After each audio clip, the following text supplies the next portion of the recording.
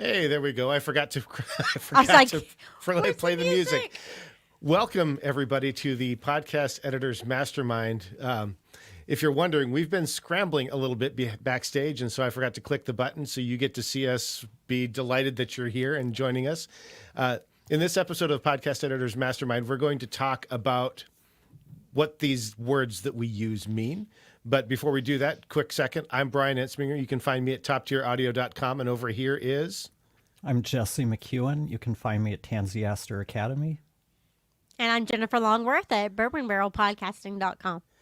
And in case you weren't able to guess, Daniel and Carrie were not able to join us this evening.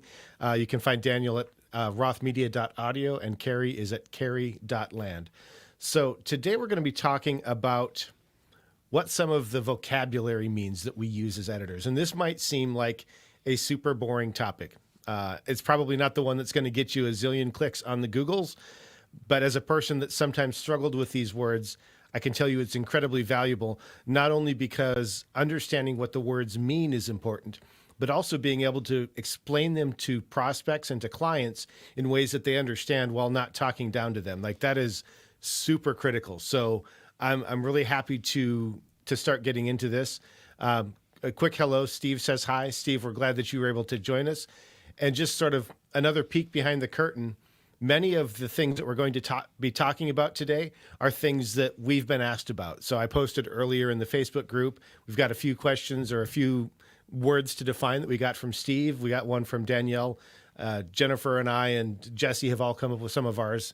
But if you're joining us, and we say something that doesn't make sense to you, or there's something else you've been wondering about, please ask in the chat. If you're listening later to the actual podcast episode, just send us an email, info@podcasteditorsmastermind.com, because these are the boring parts that really make it all work. So Jennifer, you actually raised this topic. So why don't you share a little bit about what you were thinking when you said we should talk about this? Well, you see discussions in the various Facebook groups, and sometimes people are like, obviously don't understand what's being asked, or maybe I confess I don't understand what you guys are talking about. There was one episode of this show, and I was like, I am lost, but I'm not going to admit it. So I was like, hey, why don't we do a vocab episode? Yeah, so I think with that, maybe we'll just kind of jump into it. Because that's what podcasters do. We just jump right in because we've already had our meat and potatoes and now we're on to dessert or something. I've got it kind of broken down.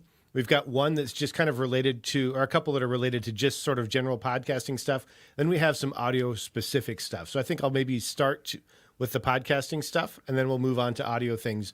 And the first one is, what is an RSS feed? So who wants to address that one? What is it? Well, depends on who you ask. It could stand for really simple syndication or something else. But I go with really simple syndication. Yeah, so I think the way I like to... So from a technical standpoint, the RSS feed is nothing but a text file that holds all the information that tells a podcatcher or a podcast app what's available and where to get it, right? That's all it is. It's just some code. But the magic is that that's what makes podcasting possible. That file or feed, if you will, is what makes it possible for podcasters or for podcast listeners to find your stuff.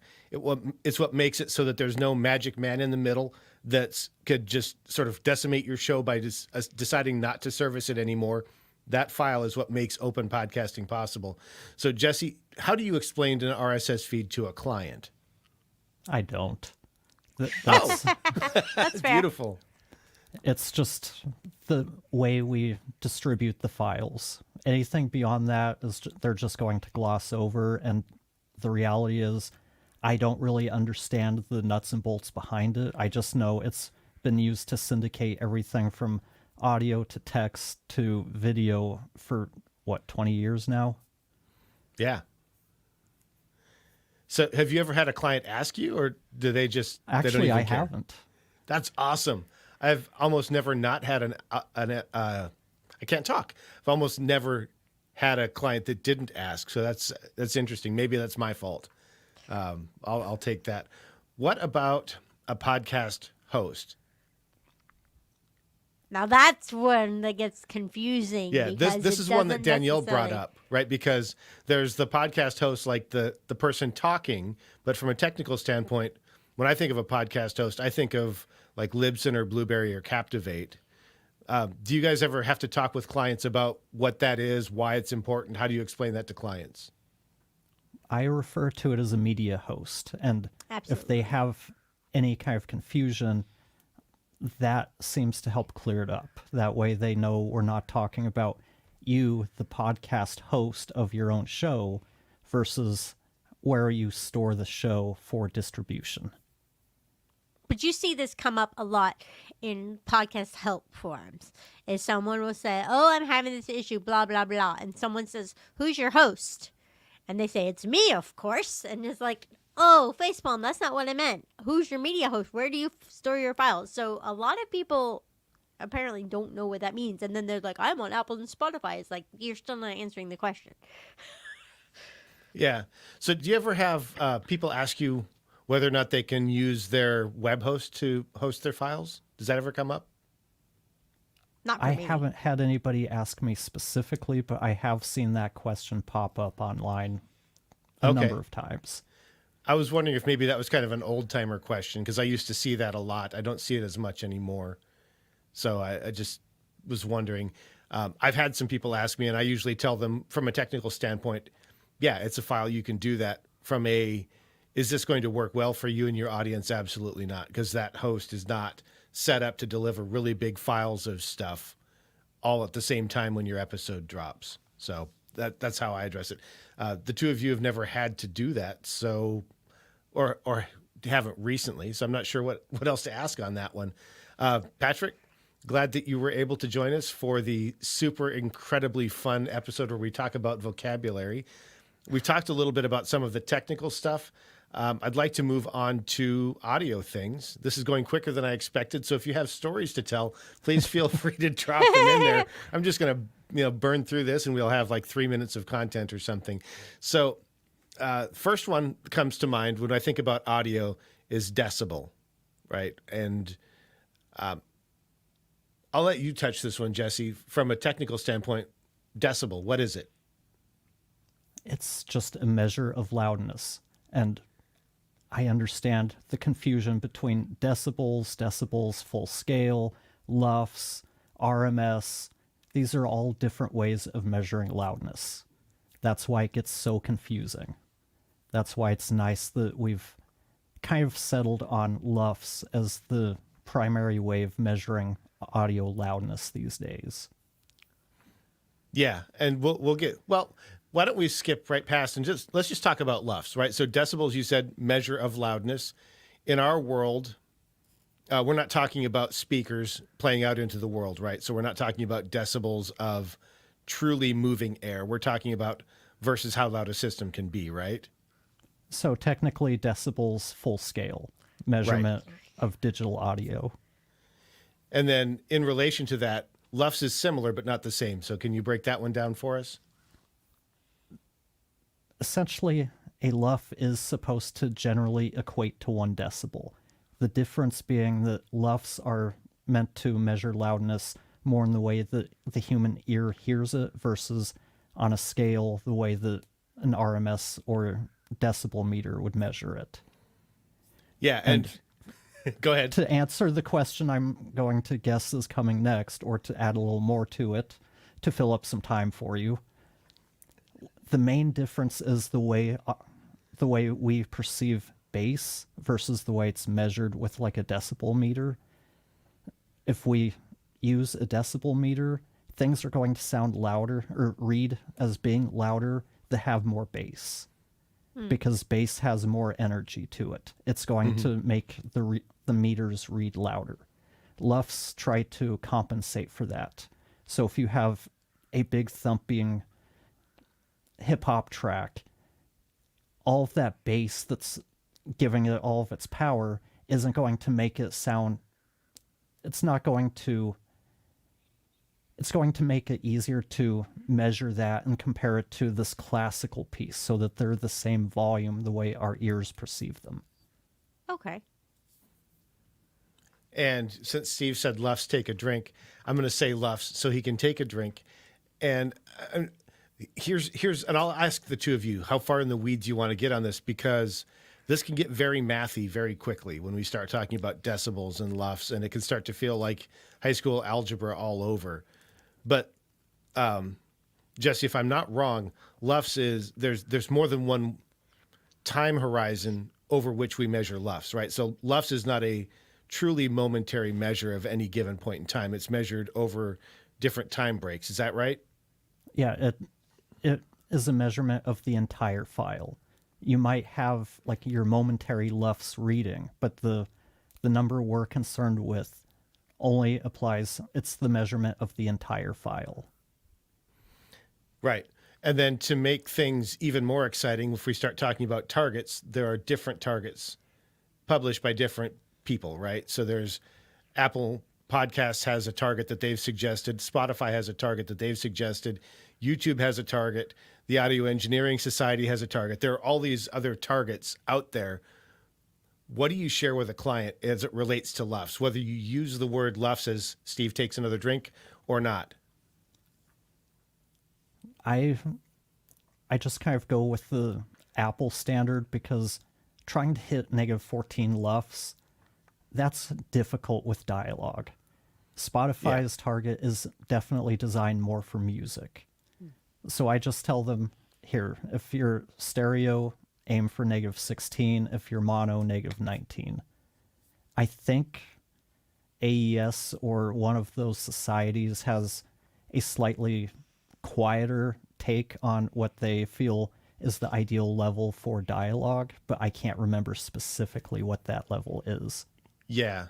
The AES adjusted it about a year and a half ago, and they said for dialogue, let's make it -18. Let's still leave music at -16. I'm like, come on, guys. Like every 12 months, you're going to change this now? So I'm with you. I just tell people, like when I'm talking with a client, I just say, I'm going to make it so that it sounds at the level where the majority of your podcast listeners are going to expect it to be, which is, at least for the shows I've worked on, the Apple standard, right?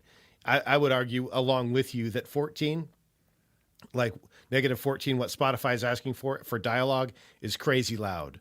Like I can achieve it, right? Got to work at it. I can achieve it, but it is crazy, crazy loud. And so Yeah. I would agree with you on that. Jennifer, do you ever have to talk LUFS? Not with clients. I mean, I just say, I level it all out. And they say, okay.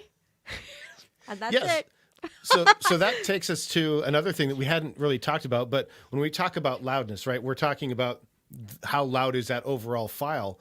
But within a file, there can be variation, right? So there's another part of this that I think most of us tend to forget about, which is the loudness range, right?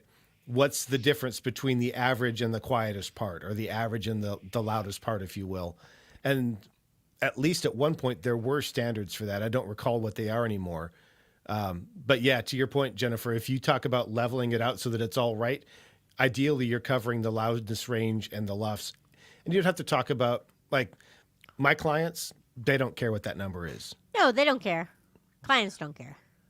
If I was interviewing an editor, right, to work for me, I would care, because then I'm expecting them to meet my targets and all that stuff. But yeah.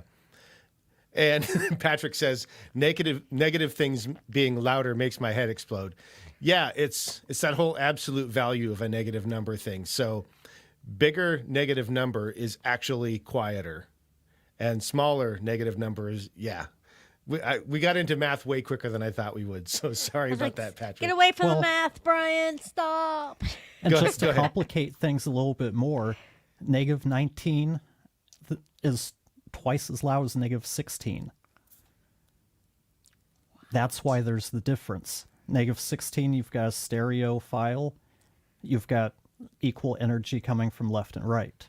Mm-hmm. So a mono file is half that.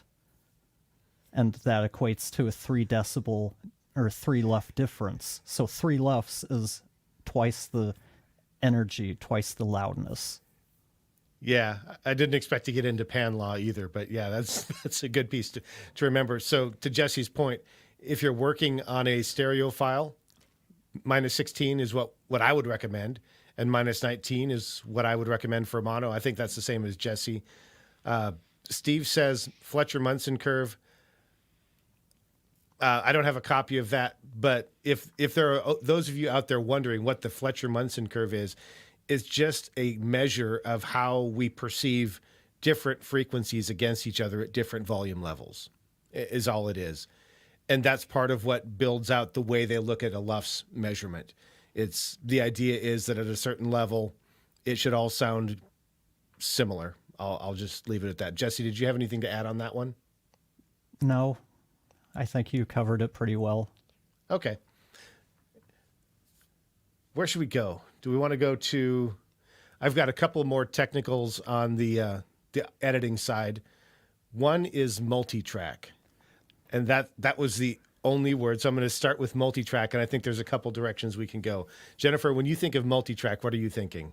Well, the first thing I think, I use Adobe Audition. So when I think multi-track, I think non-destructive editing.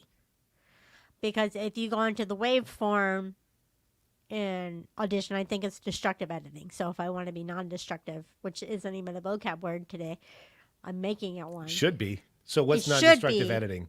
Non-destructive editing means that if I save it, I can go back and, I can still fix my changes, in short. That's the non-technical way to describe it. Like if you save something, a waveform, you close, and you come back, oh, too bad, it's gone.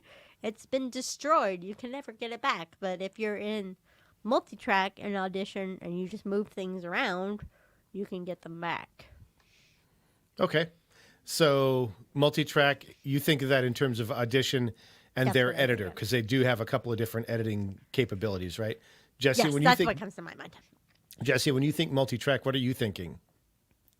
I'm thinking one of two things. I'm thinking either a multi-track DAW, which allows you to work on multiple tracks individually, or I think of how a Rodecaster records their multi-track files into multi-wave or whatever they call it. Those are the two things that come up to in my mind when I hear multi-track. Yeah, and I would agree with that. I think that gets us there, because we could go into this whole nuanced thing about multi-channel, multi-track, all that crazy stuff. I think the way you're describing it, individual files for things or individual tracks for things, absolutely perfect. Jennifer, I hadn't even thought about the whole waveform editor thing. Patrick says that he even edits individual tracks and multi-tracks because he's more comfortable there. I'm assuming, Patrick, is that an Adobe Audition thing? You just prefer working in the waveform editor? And while Patrick's thinking about that, Steve says the way I would explain it to a client, multi-track equals layers. I hadn't thought about it that way. Interesting. Yeah, I'm gonna have to think about that one, Steve, because that's an interesting way to think about it. Patrick says, yes, he is talking about the waveform editor. I'm really intrigued that you're more comfortable in the waveform editor. No, he said multi-track. Oh, I misunderstood. Okay, makes perfect sense. Yeah, thank you. For those And listening this is later, why I don't work with Adobe. It just makes my head hurt. Oh, I love Adobe. Everything Adobe makes my head hurt. But I'm glad other people love it. It's just not for me. yeah, That's it why is there's the more than most one DAW. popular DAW out there when it comes to the Podcast Editors Club, which Steve Stewart leads. So no shade on them. I don't think that way either. I'm with you, Jesse. It kind of makes me confused. So let's move on to some of the other audio stuff that's maybe a little bit less on the audio technical side. So Jesse, you actually brought this one up, reverb versus echo. And I think there's some passion for you behind this topic. So share what you're thinking, reverb versus echo. I'm sure anybody who's spent any time on any kind of Facebook group or podcast forum sees this. I'm getting a lot of echo on my recording. How do I fix it? And if we're speaking a different language, you're saying echo, I think of echo, where you hear clearly distinct replications of the original audio. Like you go to the Grand Canyon, yell across, and you say echo, echo, echo. That's not the same thing as what we hear recording in a room. Even if you have multiple people in that room, that's more mic bleed. That's not really echo. And mic bleed kind of blurs that line between reverb and just straight up mic bleed. But what Brian's alluding to was, I just get really worked up when I see a company like Riverside say something like, our Magic Audio removes echo from your recordings. I just expect companies to use the proper language, so we try to correct people. So instead of perpetuating this misuse of the wrong word. Yeah, I'm with you on that, especially a company of that size where you know they have to have audio engineers working for them to help them with all of their magic that they're doing, right? It's not just a bunch of coders. They've got some people there that know what they're doing. That, for me, is one. So we talked about echo. What about reverb? Like, just explain reverb to us. Not reverb like you're adding it to a track because you're making music, but in our context. It's the sound of the room. If you stand in the middle of your room and clap, that ringing, that, I don't know what else to describe it as, but you'll hear kind of a ring, or the sound lingers slightly. That's what reverb is. Kind of think if you go into a cave and you're talking, or you go into go into your bathroom and start talking loud, you'll hear that reverb. That's why people love singing in the bathrooms, because they sound good because of all that natural reverb. I hate singing in the bathroom, but I'm with you. Yeah. So I think Patrick, we'll hit that one. So Patrick says he thinks acoustics when he thinks reverb. I think that's pretty much what you're saying, right? The acoustics of the room that you're in. So, yeah. You talked about the bleed from headphones to a microphone. I think the other side of that we sometimes see are people that show up without headphones to a recording session and thinking it's like a Zoom session, which it may or may not be, or something like that. Let's just first off, would you call that echo? Do you call that reverb, or fold back something else? What do you call that? I would call that echo, because you talk, the audio comes back out your speaker, or rather, the person talks. You hear it out your speaker, it gets picked up by the microphone, and it'll echo it back to the other person.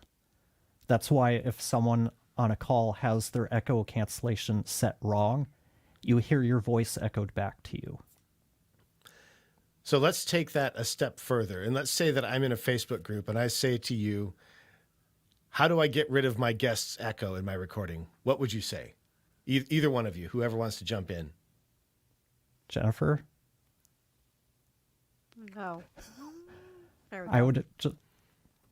I would just ask, what do you mean by echo? Because I can't help without knowing if we're talking about echo or reverb. Okay. Because I would immediately assume they're meaning reverb, because that's what they usually mean. Yeah. Okay. And if through that conversation we said, okay, I'm talking about my guest's audio, it's being picked up by the speaker. For some reason, it seems to be echoing in the recording. It's on my side of the track too. What's going on? How would I fix that? It depends. There's two different types of that kind of echo that I've run into. You have the echo that's being picked up by the mic, and the levels are going to be quieter than the other person's direct audio. The other issue I've run into is people using USB mics with headphones plugged right in. Oh, right, yeah. There have been a few times where Riverside can't split that signal correctly, so it sends the headphone feed and the microphone feed to the same track. So your audio has everything going to the headphones embedded into it. Which is just a delightful edit, isn't it? Yeah. So that's actually where I was headed. Was if I found out somebody was getting guest audio back in their thing, my first question would be, are you wearing headphones? Mm-hmm. Right. And if they are, then I think we go immediately to what you're talking about, right? How loud are your headphones? are you using a USB microphone, or is there something where that audio could be transmitted into the, like I've seen some of those earbuds where they've got the built-in microphone, and you get the remote guest in that microphone because it's literally attached. But I was going for headphones. Just wear them. What benefits do you share with clients? Or first off, do you tell clients they need to wear headphones? And if so, why?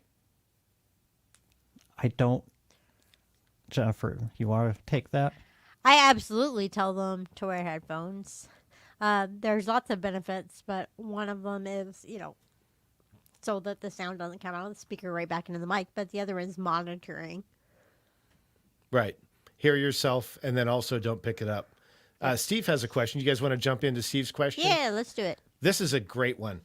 He says, so we were talking about echo and reverb, all that stuff. And he says he thinks that he's been calling crosstalk incorrectly. So could we please cover that? I have some thoughts on crosstalk. What's crosstalk? So in my mind, I think it's crosstalk. you think it's crosstalk? Are Wait we till talking about Brian's crosstalk? Stepping on top of each other. Yeah. So I'm not sure what that would be called. I call that two people talking at the same time. Because I don't I know call what that the right crosstalk. Yeah. Yep. Okay. I always thought, so I was thinking of crosstalk in terms of like in old recording consoles where they didn't have great separation between channels. You would sometimes get audio from one channel being picked up by another channel. I thought that was crosstalk. Maybe I'm wrong on that. I think those are both valid uses of crosstalk. Okay. I called it people talking at the same time because I didn't want to use the wrong word. So now I'm going to call it crosstalk. I mean, if Patrick and Steve and Jesse and Jennifer say it's right, then it has to be. So now I can do it. If Daniel had been here, he could have been the dissenting opinion. But sorry, Daniel, you missed out. That's a good one. Thank you, Steve, for asking. Is that what you're calling crosstalk? Is it when people step on each other while they're talking, or were you talking about it as something else? Well, we wait for his answer. Yeah. Going back to the headphone thing, what I tell clients is using headphones is the most important thing to sounding good because you cannot fix echo cancellation. Yeah, totally. There, you can fix some reverb, right? Or the reflections from the room. Patrick had commented about DX Revive. That's one of the tools I sometimes use. I think Jesse and I both use Supertone Clear as well. There are a ton of tools out there for that kind of thing. Nothing that I've found will fix the echo cancel or the lack of echo cancellation. The best I've ever done is trying to cut it out manually, and that is a fool's errand. It's hours of work for terrible results. So, yeah. Anything else on headphones before we move on? Nope. No. Patrick says that they have to have headphones or earbuds or they make them reschedule. That's perfect. Did I jump on top of you, Jennifer? Was there something Yeah. you were... Okay. Yeah, I was popping up Steve's. Crosstalk has two definitions like podcast host. So, Yeah. and yes, talking at the same time is how he defines it. Perfect. So, Jesse, this is one that you had brought up before we started recording, overmodulation. I think, is it Riverside that sometimes uses that word in their stuff? I'm not sure who uses it. I see it off and on. And in strict audio terms, like what we are doing, recording and editing dialogue, I'm not familiar with anything that's called overmodulation. In music, you have modulation, which is like chorus or delay effects.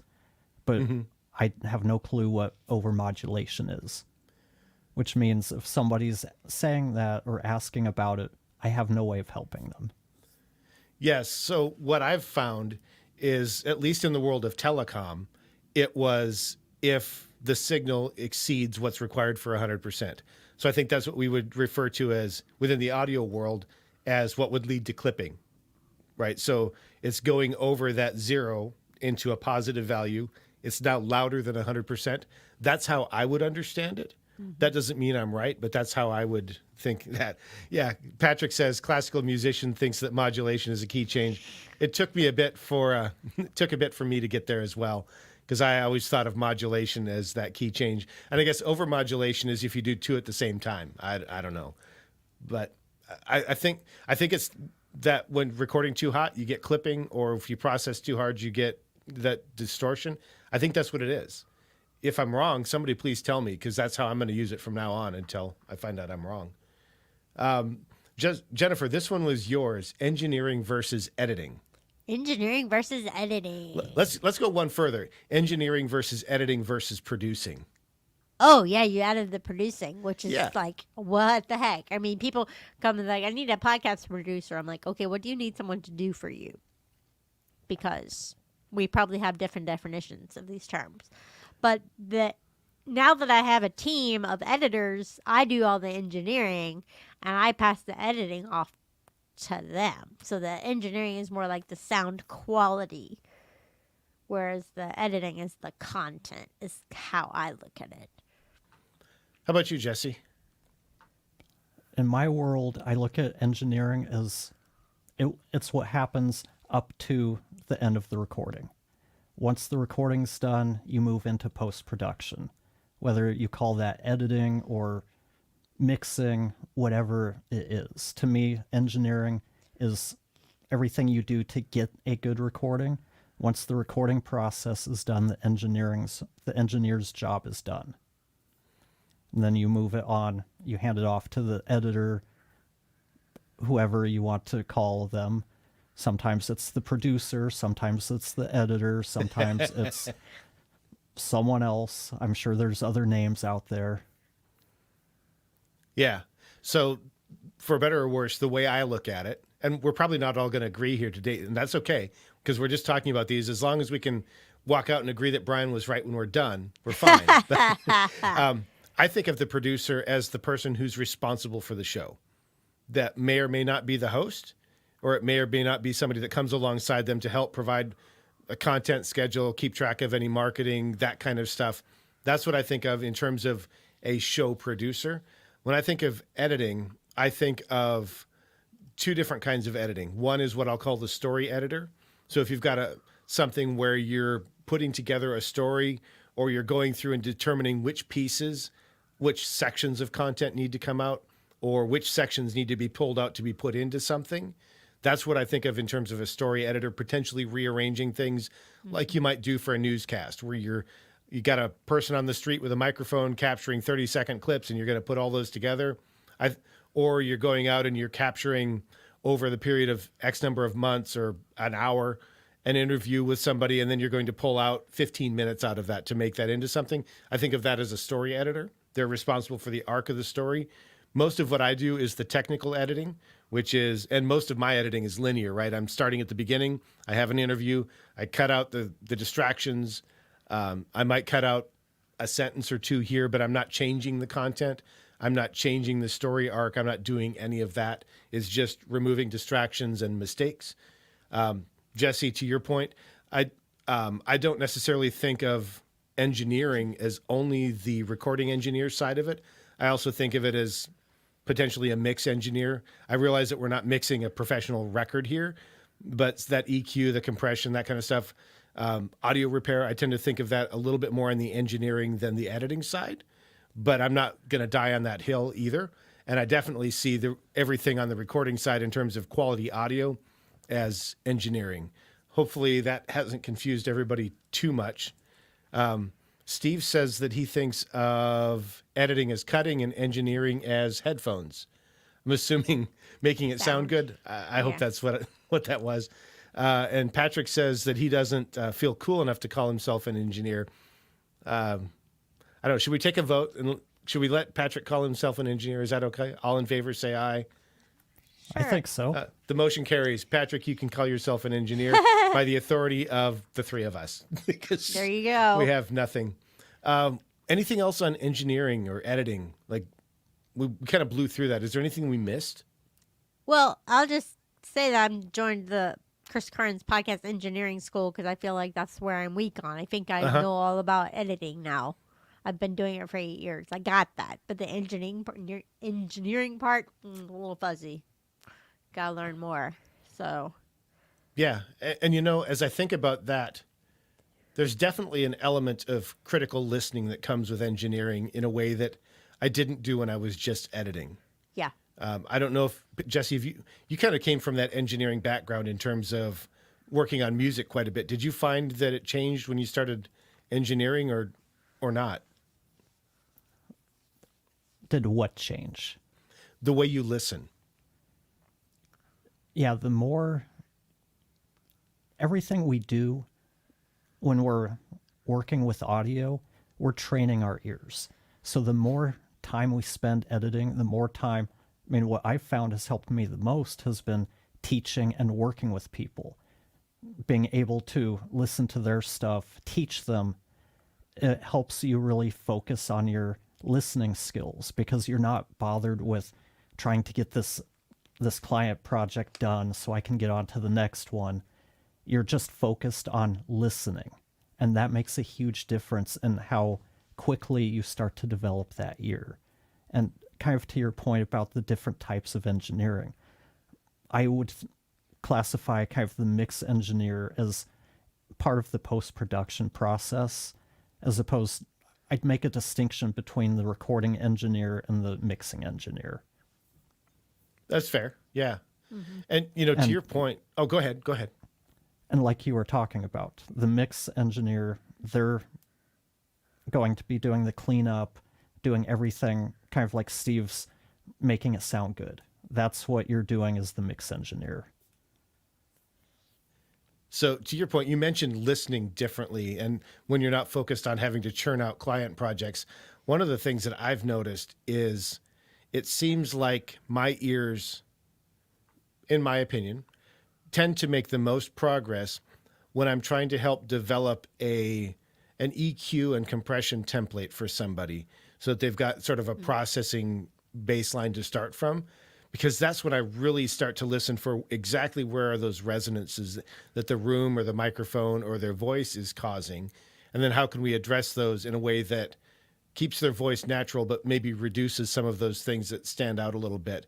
So I definitely see that in some of the work that I've done as well. Another place I've seen that is if somebody wants a little bit of help trying to treat their room, doing it long distance, I can't walk through the room and go, this is what I hear, this is what. So you end up with your headphones on or your speakers, listening very carefully to like 5 or 6 different recordings that they made and going, okay, it sounds like I'm getting something here. It sounds like I'm getting something here. Tell me more about the space. How can we, typically I'll hear there'll be some kind of resonance. Either typically it's a multiple of like 100 or 125 hertz, depending on the size of their room. Then you go, okay, where does that seem to be hitting and how can we treat it? That to me has been really valuable, but it's hard work. Do you do anything else, Jesse, to train your ears? Just listen to as much stuff as I can and practice. I really can't stress enough how important setting aside time to practice is, even if you've been doing it for a while. Nothing speeds up your process and helps you see new things like setting aside that time when you don't have any external pressures on you. You're not trying to get stuff done. You don't have to worry about a client, deadlines, anything like that. You can just focus on listening and whatever skill it is you've set aside that time to work on. Here's another fun one. We already kind of touched on it, but soundproofing versus acoustic treatment. So if I said I need to sound treat my room, or I need to soundproof my room, I've got these foam wedges that I picked up from a company. I need to stop my neighbor's lawnmower coming through. What would you tell me? Either one of you. Well, when I had my studio back in 2019, I tried to make that distinguish. I'm like, this is a sound treated space. This is not a soundproof space. There is a difference. And what's the difference? Well, sound can get through just a sound treated space. I mean, it can come in, but with the acoustic treatment, it'll help with the resonances and the sound that's initiated within the room, but it's not necessarily going to keep out stuff coming from the outside or something. Yeah, Jesse, how about you? I try to describe it to clients as soundproof keeps sound from inside your room from going out and outside sound from coming in. Acoustic treatment, sound treatment is designed to make the sound of your room more appealing. It's not going to stop your dog barking or the landscapers outside, but it's going to make it so you don't have a lot of those room resonances. You see all these panels back here. I've sound treated my room, but I still hear all sorts of sounds. If my cat's outside playing, banging against the door, you're all going to hear that. Soundproofing is a very expensive endeavor. You basically have to build your room specifically for that, or you're not going to get there. Yeah. And for most podcasters, do you think soundproofing is even relevant? It's not necessary. If you've got a good mic, I mean, I record people in their living rooms, wherever.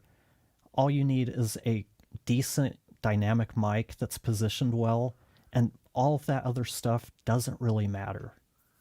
You might have a little reverb you have to deal with. You might have some room resonances, but the bass quality is still going to be there. I would agree with that. Steve says that soundproofing and sound treatment to him are as different and confusing as tornado warning and tornado watch. I would say that they definitely confused me early on. I think, I mean, I've invested most of my time and money in this room on the treatment, right? Reducing the resonances. It's essentially a square room. It's terrible for recording, so I had to treat it, right? But it's the best room in the house for that. Patrick says that a blanket is magic. It definitely has been for me. Before I had the treatments I have, I had a bunch of moving blankets hung up. They were ugly. They looked terrible, but they sounded good. And that's what I did with those. And Steve says that Jesse reminded you of terms that he uses with clients, dynamics versus condenser mics. I didn't even think about covering that. Do you guys want to talk about that? Yeah, let's talk about that. Let me add one more thing about the acoustic and your question. I think that if you're doing podcasts and you've been doing it for a while, getting sound treatment is the best investment you can make. But it's absolutely not necessary. But if you're wanting to invest in getting better sound, before getting a Rodecaster or a 7B, invest that money into your sound treatment. That will make a much bigger difference than the mic or interface that you're using. Yeah, I would agree wholeheartedly. I don't want to make a blanket statement because, of course, there are outliers. There are exceptions. But if somebody came to me with $1,000 and said, should I buy a Rodecaster and a 7B, depending on the space they were in, I might say, actually, can you get a Samson Q2U or an ATR 2100X for $100 and spend the other $800 on treatment? Because you'll probably get more out of that than the fancy microphone and the Rodecaster. Just my opinion. I agree. We're agreeing with each other. It was bound to happen eventually. Yeah. Patrick also says that he has guests put a blanket on their lap. I hadn't thought about that. I have put a blanket on my desk. I've hidden under a blanket. I've made a pillow for it. I've never put a blanket on my lap. That's an interesting one. I like Patrick, that. I'd like to know a little bit more about the reasoning behind that. Are these laps affecting the acoustics? I'm just curious on that one. The desk, I understand. Yeah. So while Patrick's doing that, let's talk about dynamics versus condensers. And let's put it in the context of having a conversation with a client who is not an audio person and telling them what's the difference and why should they care. Who wants to go first? I'll go first. There you go. Hey, it sounded like you were going to call on me anyway. I describe a condenser as it's basically like can't even say the words. A magnifying glass. You look throughout your room, it's going to magnify every imperfection from your acoustics to sounds inside your room, even outside the room. You might hear the dog barking across the house because they're so sensitive. Dynamics, people seem to think that they're sound canceling or something like that. They're just less sensitive. So you're still going to pick up loud sounds in your room. If your dog's barking next to you, it's still going to pick that up. But you're going to be able to minimize a lot of the outside sound because it's not as sensitive. When you get right up on the mic, you have so much of your voice, all of the background sound is much quieter in relation. Jennifer? I don't really have anything to add. I'm like, condenser mics pick up everything. Dynamic mics pick up what's right there. So I think the one thing that I would add is generally I recommend dynamic microphones for people, especially people who say, I'm about to start my show, what microphone should I get? And that is the totality of the focus they've put on the question, because it's generally the safer bet. But I also want to point out that condenser microphones can work. I'm on one and Jesse's on one too. The key is both of us have treated our spaces to work for the microphones that we're using. So if I was sitting in my kitchen right now with this microphone, it would sound abysmal. Actually, in my kitchen, even a dynamic microphone might sound really bad because it's hard floors, hard walls. But that notwithstanding, this microphone would be terrible. And so that's why I typically recommend dynamics, even though I use a condenser, because I spent the money we talked about making my space work. Patrick has his answer. He says usually the desk. So this is in reference to a blanket on the lap, usually on the desk, sometimes in a lap if the desk is not possible. And also maybe they're cold. I like that one. And then another one, have another host who put 2 or 3 dog toys on the test and it makes a big difference. I'm assuming those are some kind of soft dog toys that are absorbing sound, and I can totally see how that would work. Did we need to hit anything more on dynamics and condensers? I think we covered that one. Well, I'll just give kind of an A side, just in case we need to kill a couple more minutes. Sure. The reason I'm on a condenser mic is dynamic mics need a lot of gain. I have a quiet voice, so using an RE20, I needed to use so much gain that I had a ton of noise in my recordings. So I needed a more sensitive mic, and I don't know how well it translates, but I'm still about 1.5 inches away from this mic and have a ton of gain added digitally through my interface to have something you guys can all hear. So I'm using that sensitivity to my advantage so I don't have to spend as much time cleaning up my audio.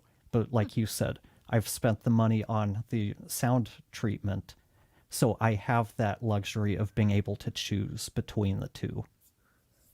Yeah. So we have, I think, 3 more to go. And these are not audio. These are back to podcast specific stuff, but these are about episodes. So the first one is cold open. What's a cold open? Jennifer? You just start. Just jump right in. Okay. Jesse, what do you think of? First thing that pops into my mind is Saturday Night Live. They start with a cold open. Right. Something to get you into things. And to me, I don't like that they've started using that term in podcasts, where a lot of times they call a cold open just, it's a clip from later in the show. To me, that's more of a preview or something to hook you in as opposed to a cold open. But I'm not sure people use terms interchangeably, so they might be calling it a cold open and it's a true cold open. I don't know. Yeah, that's interesting. I had typically heard cold open in terms of those clips, although I recognize the Saturday Night Live thing as well. I think for me, a cold open done well is a hook. And whether that hook is, well, I would say is a hook that isn't the introduction to the show, right? So if you're starting with, on this episode, we're going to talk about 5 things that will make you rich in 23 minutes. I'm Brian. Stick around for the next 20 minutes. To me, that's not a cold open. That's an introduction or a pre-introduction, but something that's let's call it an X context clip, right? So as you were talking about a section from the episode with no context setting it up, a quote or something like that, I would think of that as a cold open. And honestly, in many cases, I would think of that as a cold open that's done poorly. Patrick says he calls that a teaser. I'm guessing, Patrick, you're talking about the Saturday Night Live version of a cold open, or the little preview of the episode. If you want to share a little bit more about that, I'd love to hear more about your thoughts, because this is one that I'm not super comfortable with myself. I like his second comment about a cold open is no intro. Okay. I would take that as more the Saturday Night Live thing, or you just start the show. You don't have an intro. You don't have the teaser, hook, whatever you want to call it. And I think he was saying the clip, whatever, is, he would call that a teaser. And I like his definitions. Okay. So tonight's episode, we almost had a cold open, right? Because I forgot the music. Yeah, that's what it was. Steve says he had a client with a TV background, and she considered a cold open as the guest highlight snippet or teaser. I can totally go with that. And Patrick gives us a thumbs up. So Patrick, thank you for that. What about dynamic insertion? I'm still learning about dynamic insertion, so Okay. I'm gonna punt. Jesse, do you have a perspective on it? I've got mine, but I have a little bit of a perspective, and I think podcasters get too hung up on that being something that can only be used for ads. Mm-hmm. If you look at it from a bigger picture thing, there's so much power to those to use it to promote your own things, whether it's promoting previous episodes. If you're someone who offers services, you can use those to promote your services, not just as a means for monetizing with advertisers. Mm-hmm. yeah. So in my mind, there's two kinds of dynamic insertion, and it doesn't have anything to do with ads necessarily. One kind is where content can be swapped out within an episode, but then everybody that downloads it gets the same content. So as an example, if we wanted to, for this show, let's say that we have some intro music, but let's say we wanted to be able to change out the intro based on the season of the year that we're in. We have one for winter, one for spring, whatever. We could potentially, because of the media hosts that we have a pre-roll that is our intro, and we could swap that out, and that would be dynamic content because we can change it. On the other hand, there's dynamic content that could be potentially different for every listener, and this is where programmatic ads come in, where a media host is inserting something that for that particular listener to hear, and maybe not everybody else. So I think there's a little bit of rub between those two, and maybe I'm not 100% right. That's just how I think of it. Dynamic content is anything that can be swapped out without having to re-upload the episode, and dynamic content is also potentially anything that can be swapped out for any specific download, whether it's geographically targeted or random. It doesn't matter. That's also dynamic. The difference being one of them is stitched together and then everybody is served the same file, and the other one is stitched together individually for every person that downloads that file. I don't know. What do you guys think on that one? That makes sense to me. Okay. Sounds about right. One more. This is somebody's pet peeve. I don't remember whose it was, but what is the difference between a podcast and an episode? And I think this is the hill we're going to die on. So, Jennifer, I just recorded a new podcast. What did I record?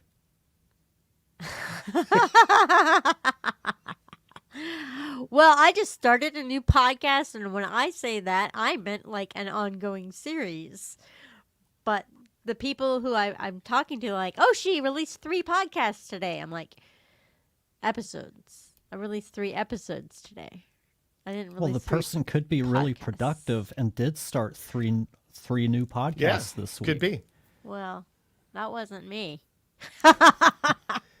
Oh, Steve says that he's going to claim that as his pet peeve. It may. I think it probably was. I just kind of lost track of where I was. Steve says a podcast is a show and an episode is an individual release. I will stand with Steve on this one. I have nothing else to add. Jesse or Jennifer, anything else?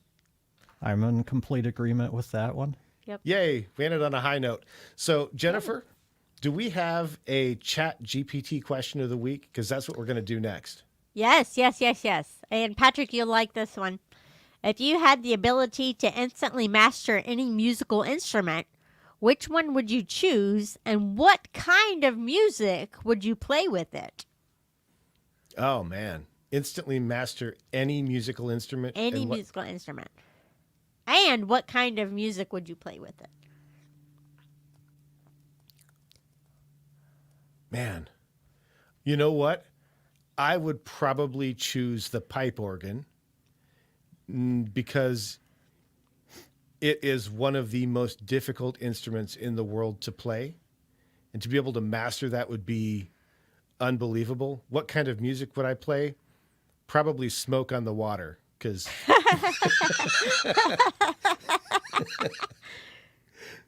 What about you, Jesse? Guitar? Seriously, I wish I could master guitar. My wife is the one who, she can make it sing.